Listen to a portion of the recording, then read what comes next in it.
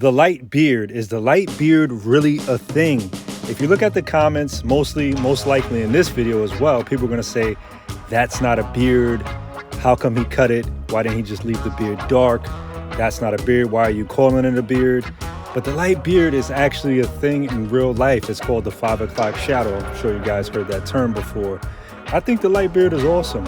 A lot of people don't show it any love because people like those big bulky beards, but the light beard is it's kind of mature as well. It kind of gives you like a shaved look as well as a lineup. Me, myself, I've been wearing a light beard for years. I love the look of it. Sometimes you don't need a dark beard to really stand out. So what I did here was lighten the beard up all the way with a 1 guard. Then I started off with my T outliner, lining up the edge of his cheek. And then I'm gonna work my way under the chin, on top of the cheek, and all around the beard. So what I did here was basically shape it to where I want it to be. Most of the detail is gonna come up when I start my straight razor shave. Or using my straight razor to edge it up. That's gonna really bring in the detail. At this point, I'm asking him where he wants his beard. If he wants it to the jawline, if he wants it under, if he wants it all the way at the bottom of the neck. He said he wants it right in the middle. You just wanna make sure that you also give your customers advice of where they should actually keep the beard line at. In this particular case, I think where he put it at is a good spot. He doesn't want it down all the way. Most of the time, when you're rocking a light beard, you might want to bring it up a tiny bit. You might not want to bring it, keep it all the way low, like if you have a big beard. Same thing here, as you guys can see, when I'm shaping the top of the beard, I'm pulling up and just creating a line. Most of my detail comes from the straight razor itself. I'm not big on making too much detail with the T outliner, or I'm not that big on making too much detail with enhancements as well. A lot of people do use enhancements. It's a great tool as well. But I love to have that crisp beard line with the straight razor. So what we're doing is lining up the mustache pretty much where exactly he wants the mustache at. Also going under the lip. You want to make sure that when you go under the lip, you don't want any hair hanging over the lip, so you always want to go under the lip. Now we're going to leave the inside of this particular beard natural. We're going to grab some Easy Blade shave gel.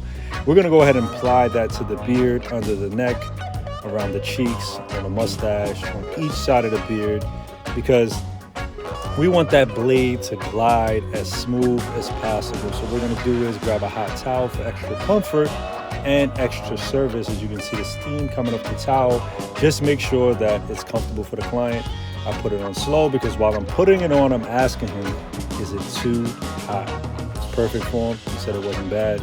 Still got to make sure. So what I did here was stretch that skin as hard as I can and basically started my straight razor beard shape.